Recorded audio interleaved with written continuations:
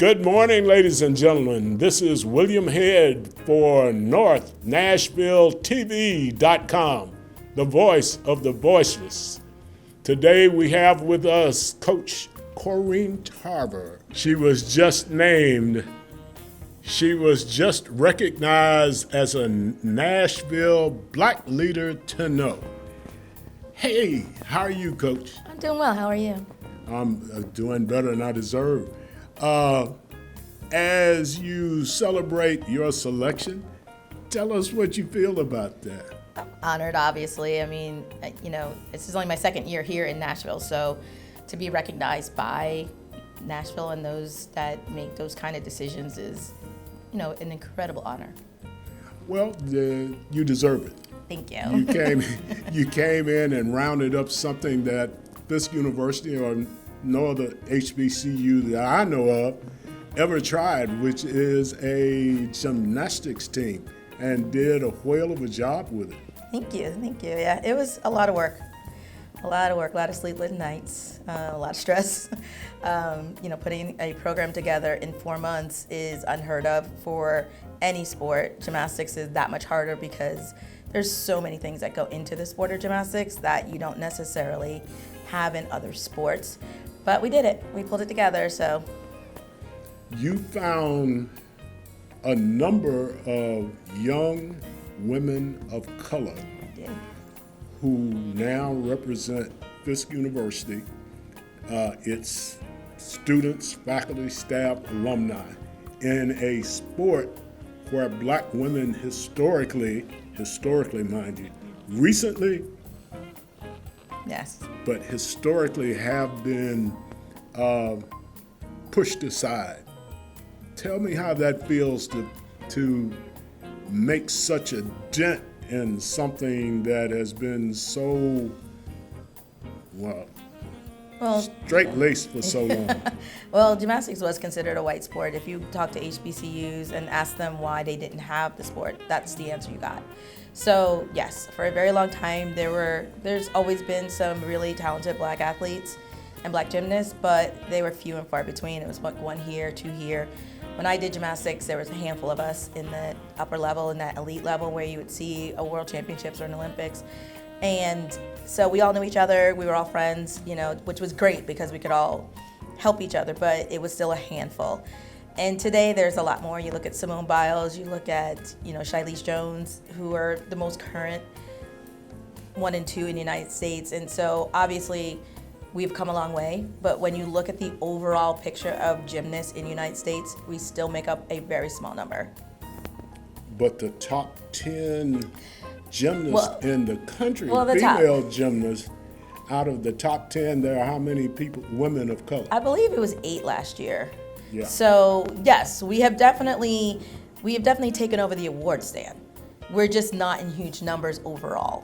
But having an HBCU helps. I mean, that is giving opportunities to young black gymnasts who, on the age group level, because honestly, until we can improve the bottom part where the feeder is, where they're coming into the sport, until we can improve that, we're not gonna have the numbers as we keep moving up. What numbers we have are great. I mean, usually if you see black athletes on a college team, they're gonna be one of your top scorers on certain events. So it's very rare to not see that, but there may only be 1 or 2 on that team. So even though there might be the top vault or top floor, top beam, bars, either one, there's still only 2 of them there. So we wanna have more representation. That's why HBCU is adding is great. Talladega added, so we have 2 teams now. But I tell people pretty recently, we don't want to go too fast because we'll be all we're going from the same pool of athletes because it's just not that big yet. So we'd be fighting against each other instead of helping us to, make strides within the PWIs. We'd be kind of fighting against each other for the same athletes, and once you dilute, then our positions stay low. We won't be able to rank high enough because we won't have enough athletes on our team to be able to have a higher ranking. So it has to happen at the grassroots level. Now, having HBCUs, though, will help that. Because a lot of times, if you look at the lowest levels, we are in good numbers. But as they continue to move up levels, they tend to quit the sport. And a lot of times it's because they don't feel like they have anywhere to go. If you're looking at a college team and there's only 1 or 2 black athletes historically, and they already have some on their team, a lot of times these kids believe, oh, I won't be able to get there, I'll never make a team. So they quit and go to a sport where they can maybe get a scholarship. With HBCUs, the opportunities are more. So then hopefully more of them will stay in the sport. And then that will help us make the pool bigger. And as these young ladies pass through these universities, then they now begin to producing more youngsters who look like them. So the grassroots means that there's something growing. It is, and it's something for them to see. Sometimes these kids, I've heard of children who have quit because they were the only black child on their team, and it's hard. I mean, it's hard to be 8, 9, 10 years old and be the only black girl on your team and to be isolated, or for them to ask those silly questions, or can I touch your hair, or why do you do this, or Occupational hazard. yeah, and it's hard for a 10-year-old to understand how to deal with that. And so you'll see that happen where they'll quit because they don't feel comfortable. So the more we can, but if you have a team and there's like 5 black gymnasts on the team, you have somebody that you can relate to, and it makes it easier to deal with the other nonsense that will still be there. But if you're dealing with it as a group, it's a little different. Young ladies, if you want to move forward, look forward to going to an HBCU gymnastics program. It's with the number of young ladies on this campus, since it's about 8 to 1. Oh, you mean the women to men? Yeah, we have a pretty big ratio here at Fisk. You look forward to increasing your numbers or increasing your level of accomplishment, better athletes or more numbers? I don't ask for numbers per se. We have numbers because I want to give opportunities to athletes who may not get an opportunity anywhere else. A lot of the girls, I would say a lot, it's not really a lot, but there are girls on our team that if they weren't on Fisk team, they would not be doing college gymnastics. So I feel like a responsibility being at an HBCU to give opportunities when I can. Amen. Now, obviously, there's going to be athletes who would like an opportunity we cannot, because if you cannot keep up with the competitive level, it's kind of, I don't want to say a waste of resources, but it's expensive to outfit the athletes, to travel athletes, to it gets expensive.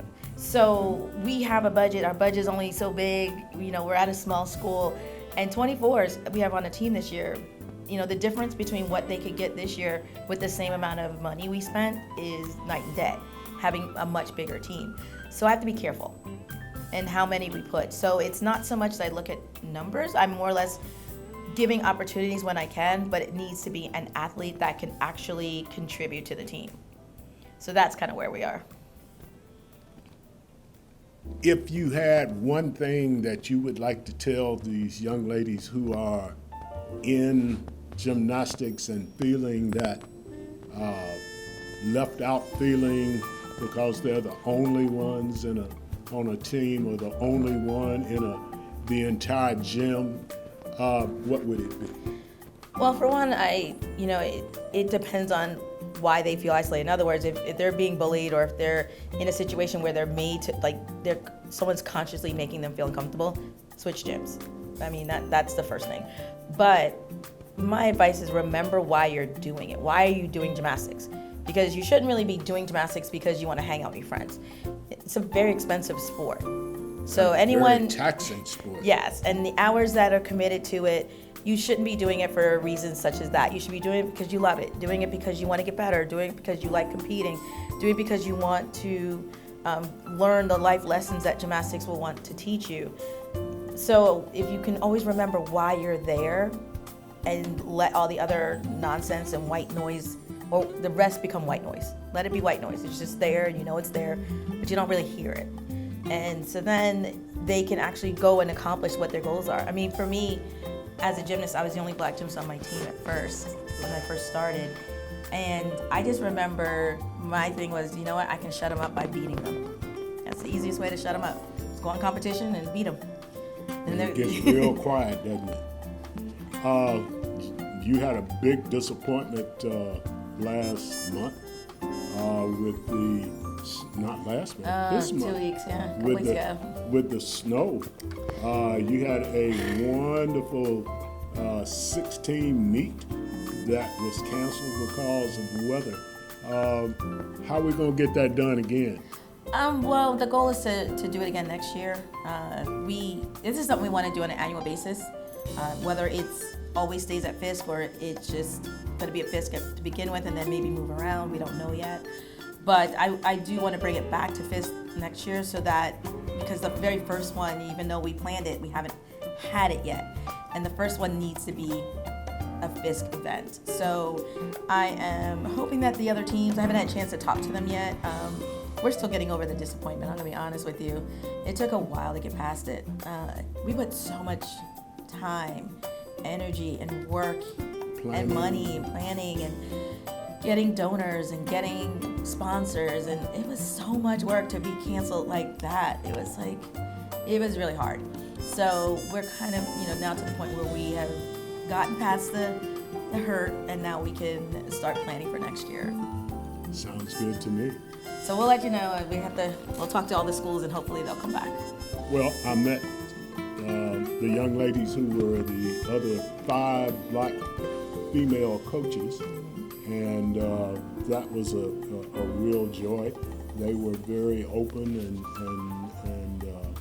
honest about life as a gymnast, and now life as a coach of gymnastics.